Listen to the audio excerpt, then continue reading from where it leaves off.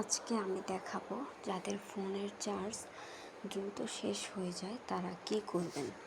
অনেক সময় দেখা যায় যে আমরা ফোন ইউজ না করলেও আমাদের ফোনের চার্জ শেষ হয়ে যায়।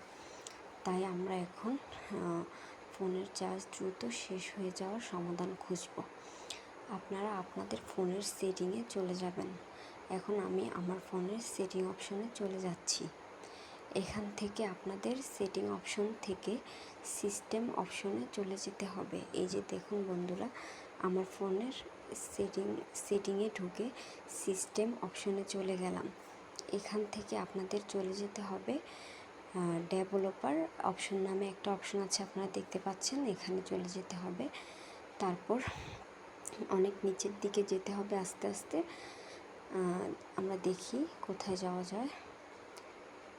আস্তে আস্তে তারপরে নিচের দিকে যেতে হবে, যাতে আমাদের ফোন ব্যবহার না করলে ফোনের চার্জ যাতে ফোনে থাকে।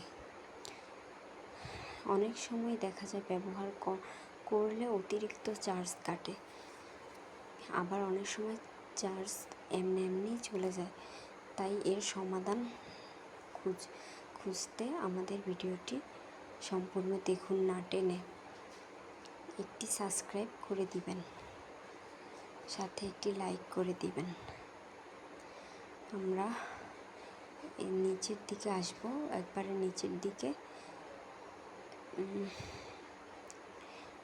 এই যে নিচের দিকে আসার পরে আরেকটু নিচে এসে আমাদের ব্যাকগ্রাউন্ড অপশনটি দেখতে হবে, কারণ অনেক সময় দেখা যায় ব্যাকগ্রাউন্ডে অ্যাপস চালু থাকলে তা ফোনের চার্জ টেনে নিয়ে যায়। তাই আমাদের ব্যাকগ্রাউন্ড লিমিট চেক করতে হবে। তো আপনারাও আপনাদের ফোনের সেটিংয়ে ডেভেলপার অপশনে যে ব্যাকগ্রাউন্ড লিমিট চেক করে নেবেন। আমার দেখানো পদ্ধতিতে ব্যাকগ্রাউন্ড লিমিট চেক করে নেবেন। এই তো নিচের দিকে আসলে পেয়ে যাবেন। এই যে ব্যাকগ্রাউন্ড প্রসেস লিমিট যে অপশনটি দেখতে পাচ্ছেন, এখানে চলে যাবেন।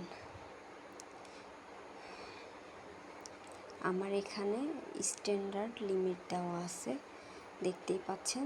সো এখানে আমরা দ্বিতীয় যে অপশনটি আছে, নো ব্যাকগ্রাউন্ড প্রসেস লেখা, নো ব্যাকগ্রাউন্ড প্রসেস, এখানে চলে যাবেন। এটা অন করে দিবেন। এই যে আমি আবার দেখিয়ে দিচ্ছি, এটা অন করে দিবেন, তাহলে ব্যাকগ্রাউন্ডে যত অ্যাপস আছে বা যা আছে এগুলো আর ফোনের চার্জ টেনে নেবে না। এভাবে আপনার ফোনের